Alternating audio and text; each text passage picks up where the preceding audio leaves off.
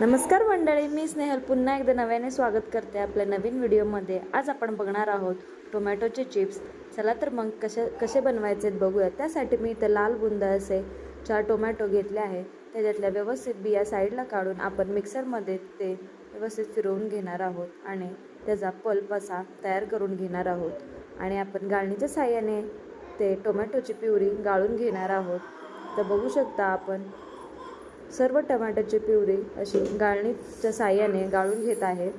आता मुलांना शाळेला सुट्ट्या लागल्या आहेत, तर मुलांच्या छोट्या मोठ्या बुकेसाठी हा घरच्या घरी नवीन पदार्थ तुम्ही नक्की ट्राय करा आणि तुमच्या मुलांना देखील आवडेल याची मी गॅरंटी देते।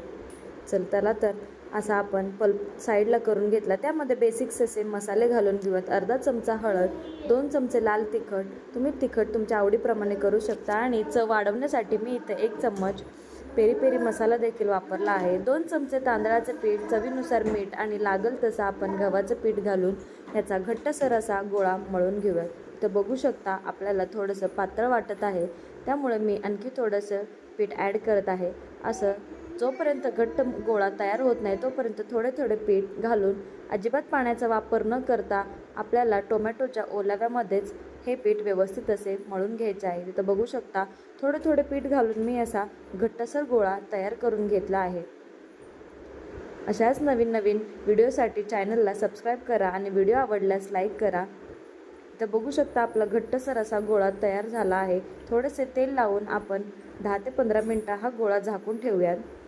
मी इथं तेलाने व्यवस्थित असे पीठ मळून घेतले आहे आणि 10-15 मिनटानंतर बघू शकता आपले पीठ व्यवस्थित असे तयार झाले। त्यानंतर यामधला एक उंडा काढून आपण त्याची व्यवस्थित अशी पातळ चपाती लाटून घेऊयात।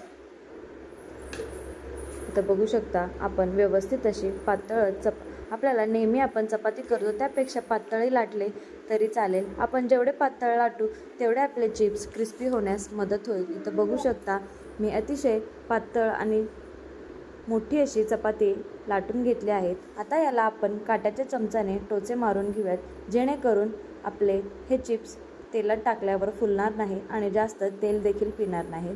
तर बघू शकता अशा पद्धतीने टोचे मारून झाल्यानंतर अशा मोठ्या मोठ्या स्ट्रिप्स कट करून घेऊयात आणि त्याला मी इथं ट्रायंगल शेप दिला आहे। तुम्ही तुमच्या आवडीप्रमाणे याला सर्कल किंवा स्क्वेअर शेपमध्ये कट करू शकता, पण ट्रायंगल शेपमध्ये मुलांना आवडतात म्हणून मी इथं ट्रायंगल शेपमध्ये कट करून घेत आहे। हे चिप्स तर माझ्या मुलीला अतिशय आवडले आणि तुमच्या मुलांनाही आवडेल याची मी खात्री देते। आता मी तेल देखील